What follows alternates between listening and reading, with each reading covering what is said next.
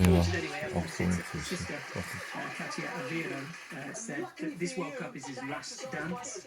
The announcement came just a few hours before the match against Croatia in Toronto, where both European heavyweights could try and secure, or will try and secure, but only one will make it through to the last 16.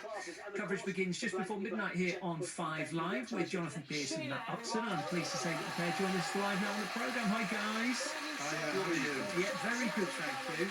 Let's jump straight in, shall we, Jonathan? What do we know about this potentially being Cristiano Ronaldo's last international game, if they don't make it through, of course? Yes, his sister has put something out saying, this is going to be his last dance.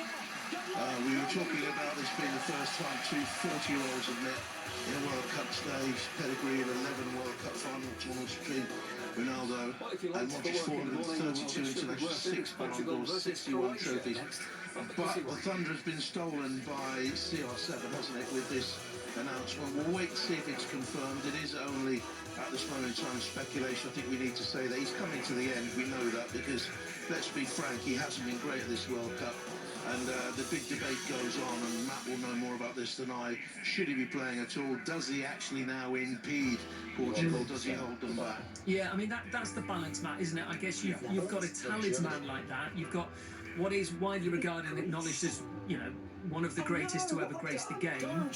That reputation brings only so much before then ability has to be taken into account. And he's not looked good in Portugal shirt for some time now, has he? No, I mean, I cast my mind back to the World Cup in Qatar, and I did a couple of Portugal games over there and was not bowled over by his displays. I don't think it was a particularly positive tournament for Portugal, and he's stuck with it. I mean, look, he's a legend, and what he's achieved in the game, and what a fantastic example of how to look after yourself, professionalism, drive, hunger.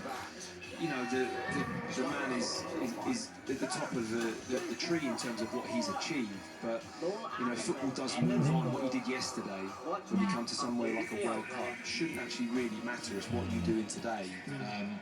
And that's the difficult situation here for the manager, for the rest of the players. Look, he's in the team, he's going to start, he's going to keep playing. And I think the team have got to pull together and do the best they can in and around him with what he has to offer at the moment. When they rested it, Johnny, in Qatar, they brought in Gonzalo Ramos. You might remember this. He scored a hat-trick, Ramos against Switzerland, and they looked a much happier team that day. I felt that you cannot knock what Cristiano Ronaldo has done, whether or not you believe it's he or Messi as the GOAT of world football. His successes are just absolutely remarkable. We're privileged that we've lived in a period where both of them have excelled for so long. This hasn't been a good World Cup for him. His goals against Uzbekistan, only non-penalty goals in his last 14 games for Portugal. Major tournaments. Let's have a chat about the other man that's reached the 40-year milestone as well, Luka Modric.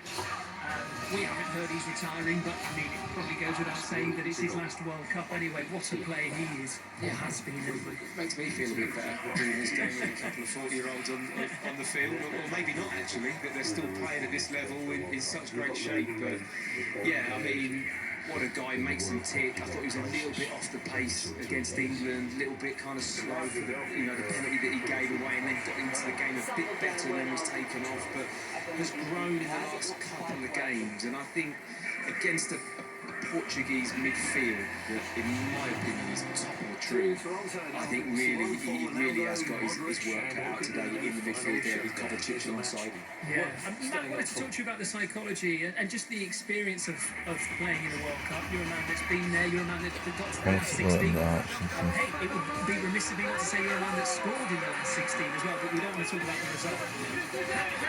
How do you manage that? How do you manage the stress of it? I think you just have to process it in some way and just want to get the game started. Just try and relax. You get a picture it as another game that you've done your whole life. It's what you've been doing since you could remember. And you almost have to block out this stage. It is different when you play for your country in these kind of occasions because it starts to take over, and you've almost got to not let it take over. Just focus on the simple things, doing them at a really high level. Yeah, and you must have to allow yourself to enjoy it as well, though. I mean, because you are so professional.